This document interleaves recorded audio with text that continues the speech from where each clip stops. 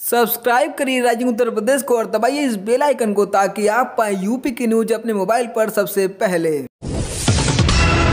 लखनऊ में जहरीली शराब पीने से 6 लोगों की बीते दिनों हुई मौत का मामला अभी ठंडा भी नहीं पड़ा था कि 20 नवंबर की रात प्रयागराज के गंगा पार इलाके में फूलपुर कोतवाली अंतर्गत अमीलहवा गांव में जहरीली शराब पीने से महज 2 घंटे में 6 लोगों की जिंदगी चली गई। 8 लोगों की हालत अभी भी नाजुक बनी हुई है, जिन्हें अस्पताल में भर्ती कराया गया है। जहरीली शराब से 6 लोगों की मौत की खबर सुनकर मौके पर प्रयागराज के डीएम भानुचंद्र गोस्वामी, एसएसपी सर्वश्रेष्ठ त्रिपाठी समेत पुलिस प्रशासनिक अधिकारी मौके पर पहुंच गए।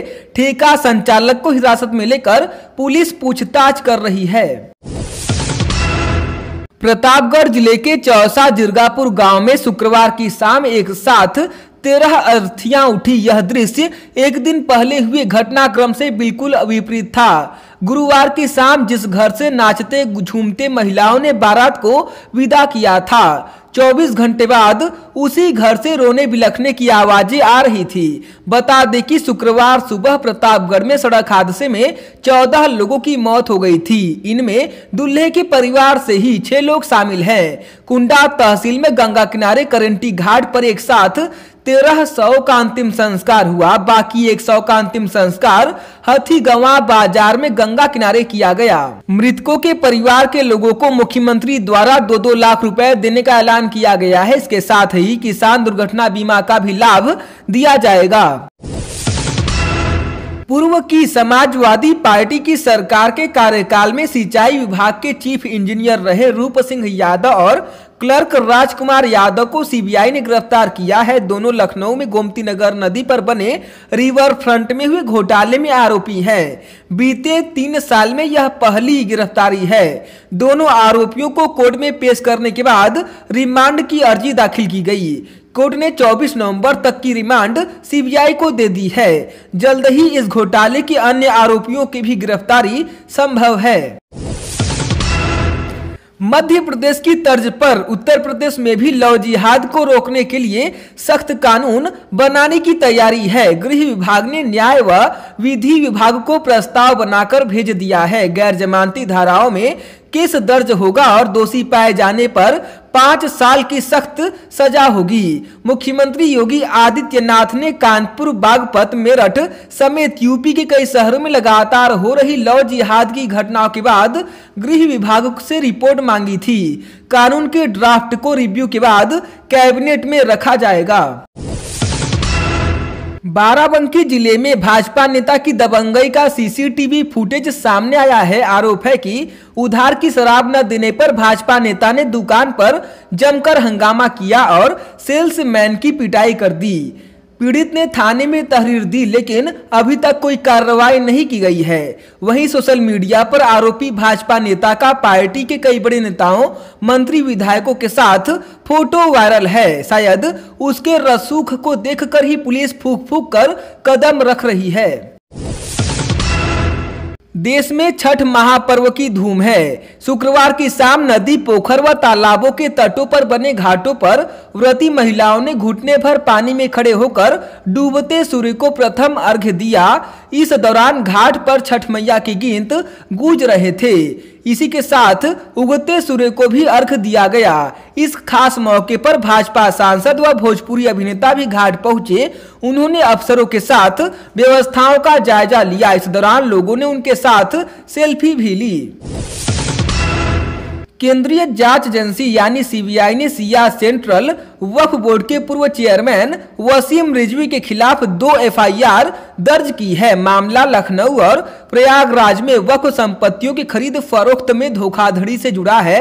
एफआईआर में 2 अधिकारी और 3 अन्य लोगों के नाम भी शामिल हैं। प्रयागराज कोतवाली में 8 अगस्त 2016 को वक्फ की संपत्ति बेचने पर और हजरतगंज में 27 मार्च 2017 को कानपुर की वक्फ संपत्ति ट्रांसफर करने पर एफआईआर हुई थी। कौशाम्बी जिले में एक मकान में पिता पुत्र का शव मिला, जबकि मां बेसुध हालात में मिली थी। सूचना पाकर पुलिस पहुंची और शव को कब्जे में लेकर पोस्टमार्टम के लिए भेज दिया और महिला को इलाज के लिए अस्पताल भिजवाया। आसपास के लोगों के मुताबिक बीते 4 दिनों से परिवार के लोगों ने खुद को घर में कैद कर रखा था, कोई भी बाहर नहीं निकला। स्थानीय लोग घर में तंत्र मंत्र जैसी गतिविधि होने की चर्चा कर रहे हैं।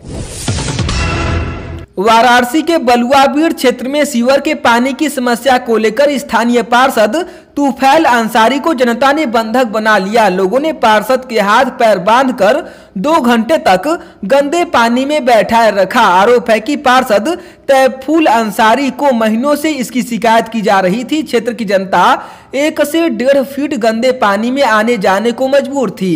जुम्मा की नमाज को भी स्थानीय लोगों ने गंदे पानी की वजह से छोड़ दिया। प्रदेश के साथ साथ कानपुर को चर्चा में लाने वाले बिकरू गांव के कांड में योगी आदित्यनाथ सरकार की एसआईटी की रिपोर्ट के बाद अब एनकाउंटर में मारे गए कुख्यात गैंगस्टर की पत्नी के साथ विकास के पिता के खिलाफ भी शिकंजा कसा जा रहा है।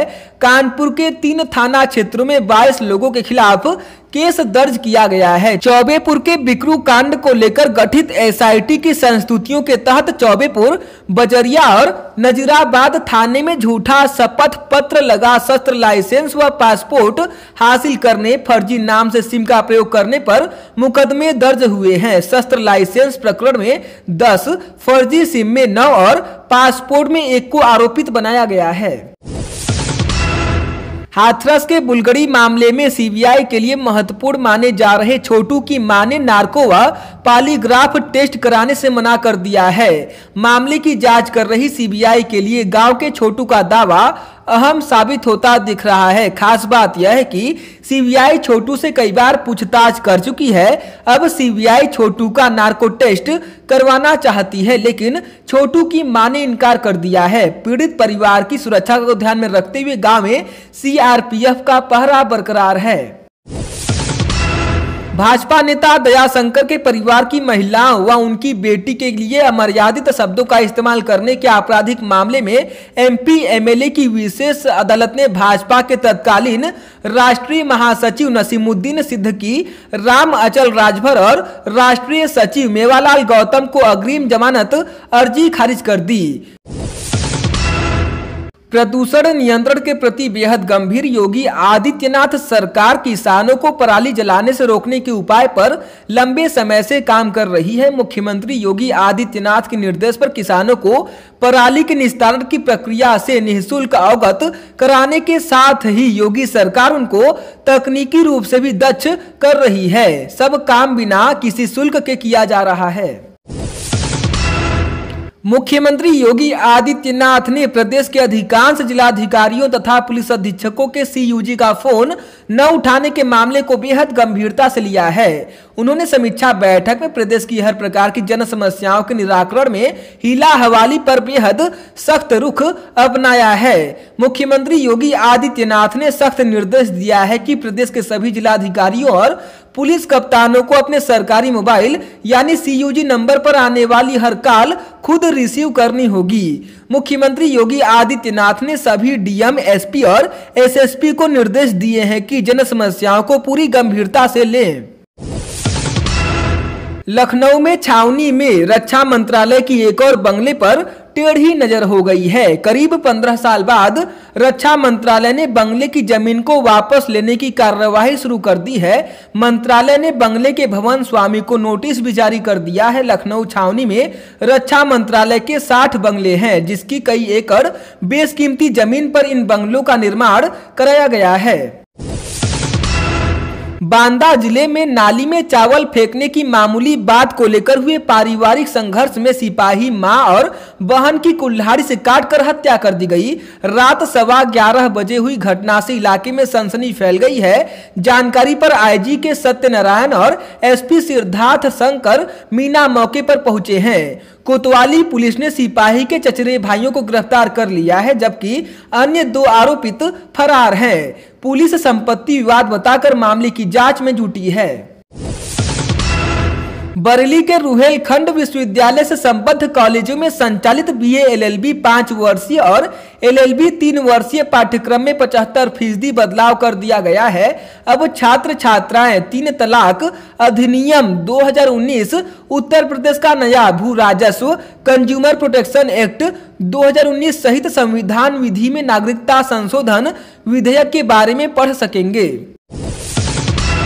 कोरोना वायरस के कहर के बीच योगी आदित्यनाथ सरकार ने बड़ा फैसला लिया है। कोविड-19 के कारण विशेष पैरोल पर रिहा हुए 2314 सजा याफ्ता कैदियों को 3 दिनों के भीतर जेलों में लौटने का निर्देश दिया गया है। मिर्जापुर में कुछ अज्ञात बदमाशों ने एक ढाबा मालिक को गोली मार दी। गंभीर हालात में ढाबा मालिक को वाराणसी के ट्रामा सेंटर में भर्ती कराया गया है, जहां पर उसकी हालत नाजुक बनी हुई है। इस घटना से इलाके में सनसनी फैल गई है।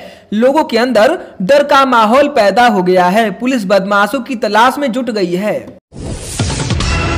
गाजियाबाद पुलिस ने बीजेपी विधायक के मामा के हाई प्रोफाइल मर्डर केस का खुलासा कर दिया है। 2 दिन पहले ही पुलिस ने इस हत्याकांड से जुड़े हिंदू युवा वाहिनी के पूर्व जिलाध्यक्ष जितेंद्र त्यागी को गिरफ्तार कर जेल भेजा था। उससे मिली जानकारी के आधार पर इस हत्याकांड में शामिल 3 अन्य आरोपियों को पुलिस ने गिरफ्तार कर लिया है। पकड़े गए शातिर बदमाशों में से 2 शार्प शूटर हैं।